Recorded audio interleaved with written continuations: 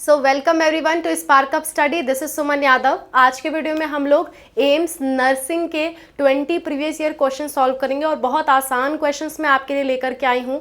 इसके बाद धीरे धीरे टफ क्वेश्चंस की ओर भी बढ़ेंगे। ऐसे लगभग 100 क्वेश्चंस हम सॉल्व करेंगे एम्स नर्सिंग के प्रीवियस ईयर क्वेश्चंस। इसी तरह मैं एम्स पैरामेडिकल के भी प्रीवियस ईयर क्वेश्चन सॉल्व करा चुकी हूँ। हिंदी और इंग्लिश दोनों में ये सीरीज चल रही हैं। पैरामेडिकल वाला आपको देखना है तो डिस्क्रिप्शन में लिंक मिल जाएगा, वहाँ से देख सकते हो। और अगर आपको प्रिपरेशन करनी है इंपॉर्टेंट टॉपिक्स की for AIIMS BSc nursing and AIIMS paramedical, तो उसके लिए भी मैंने प्लेलिस्ट बना दी है जिसमें 2 वीडियो ऑलरेडी पढ़ चुकी हैं। उस प्लेलिस्ट का लिंक मैं आपको डिस्क्रिप्शन में दे दूंगी, वहाँ से आप देख सकते हो। ठीक है, टोटल मैं 30 इंपॉर्टेंट टॉपिक्स आपको एम्स के कवर कराऊंगी। उसी प्लेलिस्ट का लिंक मैं आपको डिस्क्रिप्शन में दे रही हूँ। और आपका प्रीवियस ईयर क्वेश्चन चलेगा, नर्सिंग का अलग, पैरामेडिकल का अलग, लेकिन टॉपिक्स दोनों के सेम रहेंगे क्योंकि लगभग दोनों से सेम तरह के क्वेश्चंस पूछे जाते हैं। ठीक है, टॉपिक सेम रहेगा लेकिन आपका जो प्रीवियस ईयर क्वेश्चंस है वो ऑफ कोर्स बदलेगा क्योंकि पेपर अलग अलग आता है। सो आज हम सॉल्व करने वाले हैं 20 PYQs ऑफ एम्स नर्सिंग। ठीक है, एम्स नर्सिंग का हम 20 प्रीवियस ईयर क्वेश्चन सॉल्व करेंगे, 20 PYQ सॉल्व करेंगे। बहुत आसान PYQ है। लास्ट में ज़रूर बताना कि आप लोग कितने सॉल्व कर पाए और कितने नहीं कर पाए, ज़रूर लास्ट में बताना। और कैसा लगा ये सेशन ये भी बताना। पहला क्वेश्चन आपके सामने है, what is the basic unit of life. जो जीवन की मूल इकाई है उसे क्या कहते हैं। ठीक है, tissue, organ, cell, organ system, ऊतक, अंग, कोशिका, अंग प्रणाली, क्या कहते हैं इसे। फटाफट से बता दो। वीडियो को पॉज करो, आंसर सोचो मन में, फिर आप उसके बाद प्ले करो वीडियो को, फिर देखो और लास्ट में ज़रूर बताना कितना सही हुआ। बहुत आसान सा क्वेश्चन है। बेसिक यूनिट ऑफ लाइफ आपकी सेल कहलाती है, यानी कि कोशिका कहलाती है। इससे रिलेटेड हम सारी बातें पढ़ते चलेंगे। सबसे बेसिक होता है आपका सेल। सेल से मिलकर के बनता है आपका टिश्यू, और बहुत सारे टिश्यू से मिलकर के बनता है आपका ऑर्गन। ठीक है, और ऑर्गन से मिलकर के बनता है आपका ऑर्गन सिस्टम। ऑर्गन सिस्टम, और ऑर्गन सिस्टम से क्या बनता है, ऑर्गन सिस्टम से ही बनता है आपका पूरा का पूरा ऑर्गेनिज्म। ऑर्गेनिज्म यानी कि पूरा का पूरा जीव बनता है। ठीक है, सो पहला क्वेश्चन का आंसर हम कर चुके हैं। बढ़ते हैं दूसरे क्वेश्चन की तरफ। देखो, सेल इसका करेक्ट आंसर था। बढ़ते हैं दूसरे क्वेश्चन की तरफ। Which part of the plant performs photosynthesis. पौधे का कौन सा भाग प्रकाश संश्लेषण करता है। बेहद आसान क्वेश्चन, जल्दी से बता दो, फटाफट बता दो। वीडियो पॉज करके आंसर दो। बहुत जल्दी हम ये क्वेश्चन सॉल्व करेंगे। बहुत टाइम मैं आपका वेस्ट नहीं करूँगी क्योंकि लाइव क्लासेस नहीं है ये। सो फोटोसिंथेसिस कौन परफॉर्म करता है। फोटोसिंथेसिस परफॉर्म करता है ऑफ कोर्स लीफ, पत्ती परफॉर्म करती है। पत्ती में ऐसा क्या होता है जो फोटोसिंथेसिस में मदद करता है, क्या होता है जो प्रकाश संश्लेषण में मदद करता है, वो होता है आपका क्लोरोफिल। क्लोरोफिल, हिंदी में इसी को कहते हैं पर्णहरिम। यही पौधे को हरा रंग प्रदान करता है और यही फोटोसिंथेसिस में मदद करता है। ठीक है, अगला क्वेश्चन आपके स्क्रीन पे है। पत्ती आपका आंसर जाएगा। ठीक, इसके बाद अगला क्वेश्चन आपके स्क्रीन पे है, the heredity material in humans is. Human में हेरिडिटी मटेरियल कौन सा है। मनुष्यों में अनुवांशिक पदार्थ क्या है। अनुवांशिक पदार्थ क्या होता है मनुष्यों में, फटाफट बता दो। और कितने पेयर होते हैं ये भी बता देना। ठीक है, मैं जानती हूँ आपने आंसर दे दिया है। मनुष्य में है डीएनए। डीएनए का फुल फॉर्म भी याद कर लो, deoxyribonucleic acid. Hindi में कहूँ तो डीऑक्सी राइबो न्यूक्लिक अम्ल कह दोगे आप इसे। और डीएनए टोटल 46 होते हैं। 46 गुणसूत्र होते हैं, 46 क्रोमोसोम होते हैं हमारी बॉडी में। और क्रोमोसोम में क्या भरा होता है, डीएनए होता है, क्रोमोसोम। ठीक है, क्रोमोसोम के बारे में हम डिटेल में पढ़ेंगे तो आपको पता चलेगा क्रोमोसोम डीएनए आपस में कैसे रिलेटेड है। तो टोटल 46 होते हैं, यानी 23 जोड़े होते हैं। 23 जोड़े गुणसूत्र हमारे शरीर में, हमारे एक कोशिका में होते हैं। ठीक है, हर एक कोशिका में। तो डीएनए इसका सही आंसर था, डीएनए हमने करेक्ट कर दिया। अगला क्वेश्चन, चौथा क्वेश्चन, आसान से क्वेश्चन हैं। Which blood cells help in clotting of the blood. कौन सा ब्लड का कोशिका है, कौन सा रक्त का कोशिका है जो रक्त का थक्का जमाने के काम आता है। आसान क्वेश्चन है, फटाफट सॉल्व कर दो। प्लेटलेट्स भाई, प्लेटलेट्स। जब आपका डेंगू होता है ना, जब क्या होता है, डेंगू होता है, तो यही प्लेटलेट्स की संख्या घट जाती है क्योंकि डेंगू का वायरस क्या होता है, प्लेटलेट्स को घटा देता है। प्लेटलेट्स का दूसरा नाम होता है थ्रोम्बोसाइट। थ्रोम्बोसाइट, ये भी नाम आप याद रखो। और जो आरबीसी होती है, आरबीसी का दूसरा नाम होता है एरिथ्रोसाइट। हिंदी में भी इसे यही कहेंगे, एरिथ्रोसाइट। और जो डब्ल्यूबीसी होता है उसका दूसरा नाम होता है ल्यूकोसाइट। ल्यूकोसाइट। साइट। तो ये दूसरे नाम भी याद रखो। कभी कभी क्या होता है एग्जाम में आरबीसी ना दे करके इरिथ्रोसाइट देगा या प्लेटलेट ना दे के थ्रोम्बोसाइट देगा, तो भी आपको आंसर आना चाहिए। हमारा मकसद सिर्फ प्रीवियस ईयर क्वेश्चन सॉल्व करना नहीं है, हमारा मकसद ये है कि प्रीवियस ईयर क्वेश्चंस को देखें और ये समझे कि कैसे क्वेश्चन पूछे जाते हैं और उससे रिलेटेड सारी इन्फॉर्मेशन अपने दिमाग में बसा लें, क्योंकि question as it is repeat नहीं होंगे, क्वेश्चंस इनके जैसे रिपीट होंगे। जैसे आज तो ऐसा पूछ लिया, हो सकता है प्लेटलेट की जगह अगली बार ऑप्शन में थ्रोम्बोसाइट दे दे, तो उससे रिलेटेड हर एक जानकारी हमें ध्यान में रखनी होगी। ठीक है, चलो आगे बढ़ते हैं, आगे बढ़ते हैं। प्लेटलेट्स आपका सही आंसर चला गया। अगला question, the function of haemoglobin is to. Haemoglobin का कार्य क्या होता है, फटाफट बता दो। हीमोग्लोबिन का कार्य क्या है? इन्फेक्शन से फाइट करना, संक्रमण से लड़ना, ऑक्सीजन का परिवहन, भोजन को पचाना, अपशिष्ट बाहर निकालना, एक्सक्रीट वेस्ट, क्या होता है काम? Of course haemoglobin. हीमोग्लोबिन कहाँ पाया जाता है? आरबीसी में, लाल रुधिर कणिकाओं में पाया जाता है, आरबीसी में पाया जाता है। और इसको इस तरह से लिखते हैं हीमोग्लोबिन को। और एक हीमोग्लोबिन 4 ऑक्सीजन के साथ जुड़ा होता है, एक हीमोग्लोबिन 4 ऑक्सीजन के साथ जुड़ा होता है, ये भी आपको मालूम होना चाहिए। और ये ऑक्सीजन के साथ जुड़ा है यानी कि क्या कर रहा है? ऑक्सीजन का ट्रांसपोर्ट कर रहा है, ऑक्सीजन का परिवहन कर रहा है, ऑक्सीजन को शरीर में एक जगह से दूसरे जगह तक ले जा रहा है। कहाँ से कहाँ तक ले जा रहा है? हमारा जो लंग्स होता है, फेफड़े होते हैं, वहाँ से पूरे शरीर में ऑक्सीजन को फैलाने वाला कौन? फैलाने वाला आपका हीमोग्लोबिन। ठीक है, और इसी की वजह से जो आरबीसी होती है वो लाल रंग की होती है, तो ये लाल रंग देता है आरबीसी को। हमारे खून को लाल रंग कौन देता है? वो आपका हीमोग्लोबिन ही देता है। तो ये सारी बातें आपको याद करते चलनी है। ऑक्सीजन का परिवहन करता है। देखो, एक क्वेश्चन से हम 3-3, 4-4 इन्फॉर्मेशन अपने दिमाग में रखेंगे, क्योंकि क्वेश्चन एज इट इज़ नहीं आएगा, उससे रिलेटेड आएगा, तो उससे रिलेटेड हम पढ़ेंगे। प्रीवियस ईयर क्वेश्चन सॉल्व करने का यही मतलब होता है कि क्वेश्चंस देख लो, समझ लो कि कैसे क्वेश्चन आते हैं और उससे रिलेटेड सारी इन्फॉर्मेशन अपने दिमाग में बसा लो। ये मतलब होता है प्रीवियस ईयर क्वेश्चन सॉल्व करने का। चलो, which disease is caused by Plasmodium. Plasmodium जो है वो कौन सा रोग मतलब करता है, कौन सा रोग का कारण होता है? वो फटाफट बता दो, जल्दी से बता दो। आपको लगता होगा कि मलेरिया मच्छर से होता है, लेकिन मच्छर केवल एक वाहक है और असल कॉज कौन है? प्लाज्मोडियम। देखो होता क्या है, ये मान लो एक आदमी है, ये क्या है? एक आदमी है और इसको क्या है? मलेरिया है, मान लेते हैं। और मान लेते हैं ये मैं हूँ, ठीक है, ये कौन हूँ? मैं हूँ, लो चोटी बना दिया, ठीक है, ये मैं हूँ। तो ये क्या होगा कि मान लेते हैं ये मैं हूँ, तो मान लेते हैं इससे एक मच्छर आया, ये क्या आया? मच्छर आया, मच्छर ने इसे काटा और काटने के बाद ये मुझे आके अगर काट ले तो क्या हो जाएगा? मुझे मलेरिया। तो क्या इस मच्छर ने मलेरिया किया? नहीं, ये मच्छर अगर पहले मुझे काटता तो मलेरिया नहीं होता, लेकिन क्योंकि इस मच्छर ने इस आदमी को काटा जिसे मलेरिया है, तो मलेरिया के यहाँ प्लाज्मोडियम होते हैं जो इसके मुंह के अंदर चले जाते हैं और इसके मुंह जो लार ग्रंथियाँ होती हैं, सलाइवरी ग्लैंड्स होती हैं, उसकी वजह से मेरे तक आता है। सो मच्छर खाली ले जाने ले आने का काम कर रहा है, लेकिन मच्छर असल वजह नहीं है। वो आपको लग रहा है कि वो वजह है, लेकिन वो असल वजह नहीं है। उसके मुंह में गलती से जो प्लाज्मोडियम आ गया है, उसकी वजह से हमें क्या हो रहा है? मलेरिया। आपको रोज़ कहीं ना कहीं मच्छर काट लेते होंगे, एक आध बार, मुझे तो बहुत काट लेते हैं। तो मच्छर जो काट लेते हैं उन सबसे तो हमें मलेरिया नहीं होता। क्यों? क्योंकि उनकी लार ग्रंथियों में प्लाज्मोडियम नहीं है। जब तक किसी मच्छर के अंदर प्लाज्मोडियम नहीं आएगा, तब तक वो मच्छर हमें काटे तो हमें कुछ भी नहीं होगा। हाँ, खुजली होगी, वो बात अलग है, ठीक है, लेकिन हमें मलेरिया नहीं होगा। सो मच्छर असल वजह नहीं है, प्लाज्मोडियम असल वजह होता है। प्लाज्मोडियम असल वजह होता है मलेरिया का। एक और सवाल यहाँ से पूछा जाता है, क्या सवाल आता है? सवाल ये आता है, प्लाज्मोडियम कौन से किंगडम, कौन से जगत में आता है? तो आप कहोगे प्रोटिस्टा है, ये प्रोटिस्टा जगत में आता है, ठीक है। चलो अगला क्वेश्चन की ओर बढ़ते हैं। सो आंसर हमारा क्या था? आंसर हमारा था मलेरिया। अगले सवाल की ओर बढ़ते हैं। Which organ is responsible for filtering blood.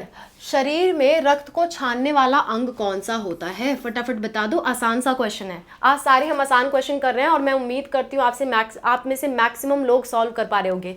इससे आपको थोड़ा कॉन्फिडेंस आएगा कि हाँ, ऐसे भी क्वेश्चन आते हैं, हम तो कर लेंगे, है ना। तो ऐसे भी क्वेश्चन आते हैं और थोड़े बहुत टफ भी आते हैं, टफ भी हम करेंगे और वो मैं आपको समझाऊंगी, चिंता मत करो। देखो, which organ is responsible for filtering blood. कौन सा ऑर्गन है जो रक्त को फिल्टर करने के काम आता है? तो जाहिर सी बात है किडनी।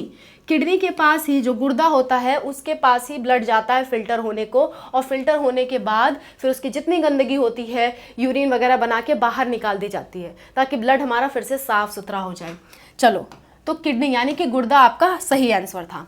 अगला, which vitamin is synthesised in skin in sunlight.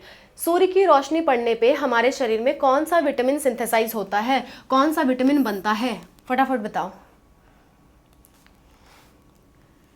हम क्या जानते हैं, सूर्य से मिलता है विटामिन डी। देखो सूर्य से विटामिन डी नहीं मिलता, थोड़ा सा थ्योरी समझो। होता क्या है, जैसे मान लो फ्रिज है, फ्रिज क्या करता है, पानी को बर्फ में बदल देता है। क्या फ्रिज ने कुछ इन्वॉल्व हुआ? फ्रिज तो खाली इन्वायरमेंट, माहौल दे रहा था कि लो पानी तुम बर्फ बन जाओ। फ्रिज खाली माहौल दे रहा था। वैसे ही सनलाइट खाली माहौल देता है आपकी बॉडी को कि आपकी बॉडी खुद विटामिन डी बना ले। इसलिए जब ठंडी होती है तो मम्मा कहती है कि जाओ बेटा धूप में बैठ जाओ, हड्डियां मजबूत होंगी, क्योंकि विटामिन डी क्या करता है, हड्डियों को मजबूत बनाने में मदद करता है। ये भी बात याद रखना। विटामिन डी क्या करता है, कैल्शियम को डिपॉजिट करता है बोन्स पे, जिसकी वजह से आपकी बोन्स जो है वो मजबूत होती हैं। ठीक है, सो विटामिन डी क्या करता है, बोन्स को मजबूत करने में हेल्प करता है और इसे बनने में मदद करेगा सनलाइट। लगे हाथ एक और बात याद कर लेते हैं, विटामिन डी की अगर कमी हो गई शरीर में, अगर इसकी कमी हो गई यानी डिफिशियंसी हो गई, तो इसकी वजह से हो जाता है रिकेट्स, हड्डियां टेढ़ी टेढ़ी होने लगती हैं। ठीक है, क्लियर। चलो, तो विटामिन डी यहाँ का आंसर था। अगला question, which enzyme is present in saliva. जो आपके मुंह में लार बनती है, उस लार में कौन सा एंजाइम होता है, फटाफट बता दो। उस लार में कौन सा एंजाइम होता है? वो एंजाइम होता है आपका एमाइलेज। एमाइलेज एंजाइम होता है। इसी को दूसरा नाम होता है टायलिन। टायलिन नाम से भी इसे जाना जाता है। तो कभी अगर टायलिन बोल दे तो भी आप इसे यही समझोगे। और इसका काम क्या होता है, ये क्या करता है, स्टार्च को तोड़ देता है माल्टोज में। ये भी बात याद रखना, स्टार्च को तोड़ देता है माल्टोज में। मतलब पहली पाचन क्रिया जो स्टार्ट होती है वो आपके मुंह से ही शुरू हो जाती है। मुंह में जो स्टार्च गया, आपने जो खाना खाया उसमें स्टार्च होता है। पौधे आपने जो खाए हैं काट पीट के, मान लो साग आपने खाया तो उसमें स्टार्च होता है। वो स्टार्च आपके मुंह में गया तो वो मुंह में स्टार्च से क्या बन गया, माल्टोज। फिर धीरे धीरे वो पेट में जाएगा, माल्टोज से बनेगा कार्बोहाइड्रेट, फिर आपकी बॉडी कार्बोहाइड्रेट के रूप में उसे ले लेगी। ठीक है, चलो तो ये बात समझ में आ गई। अच्छा, कार्बोहाइड्रेट नहीं, मुझे ग्लूकोज कहना था, क्योंकि कार्बोहाइड्रेट तो ये सारे ही हैं। माल्टोज से बनेगा ग्लूकोज आपके पेट में बनेगा, इंटेस्टाइन में बनेगा और वहां से अवशोषित कर लेगा कौन, ब्लड। ठीक है, चलो एमाइलेज इसका सही आंसर गया। अगला, what is the normal temperature of human. बहुत आसान सा क्वेश्चन। मनुष्य का सामान्य शरीर तापमान क्या है? क्या होता है तापमान मनुष्य का? फ़ारेनहाइट में दे रखा है, फटाफट से सॉल्व करो। 98.6 डिग्री फ़ारेनहाइट होता है। ठीक है, इसी को 37 डिग्री सेल्सियस भी हम कहते हैं। 37 डिग्री सेल्सियस भी हमारे बॉडी का टेम्परेचर होता है।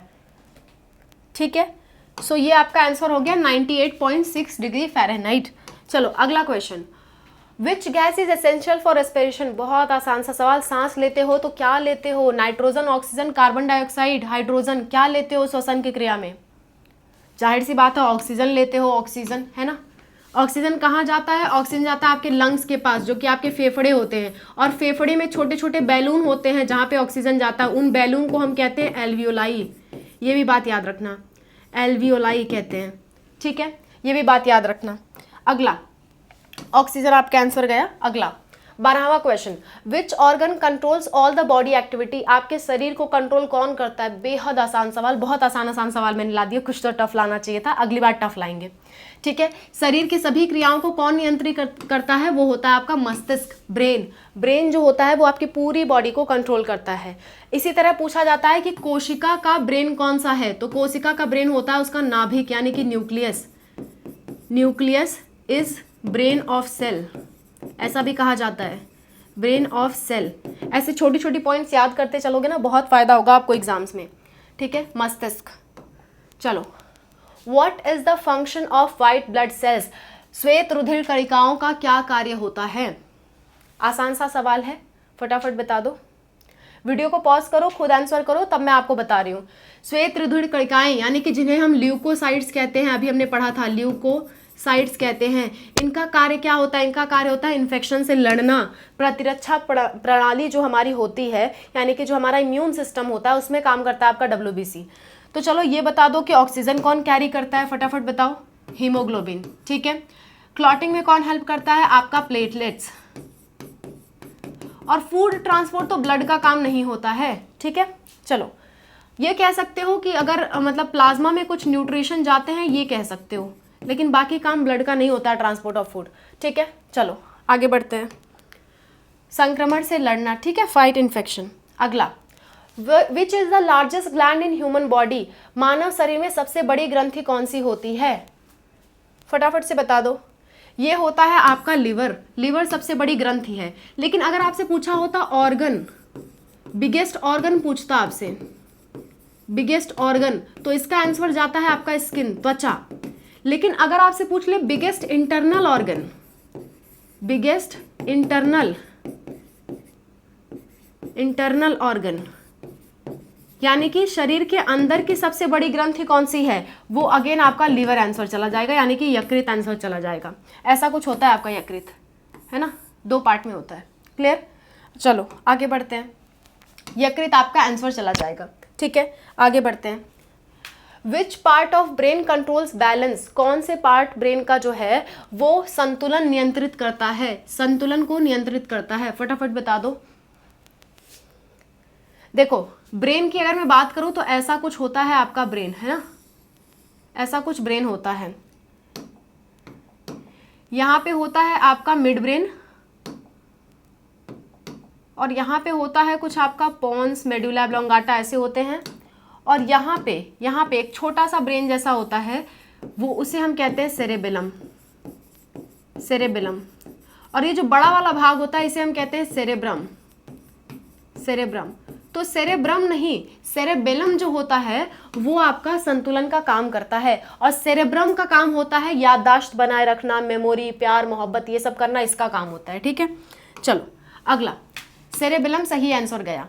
अगला क्वेश्चन, 16वां question, which system is responsible for hormone secretion, hormone स्राव के लिए कौन सी प्रणाली जिम्मेदार है, फटाफट बता दो।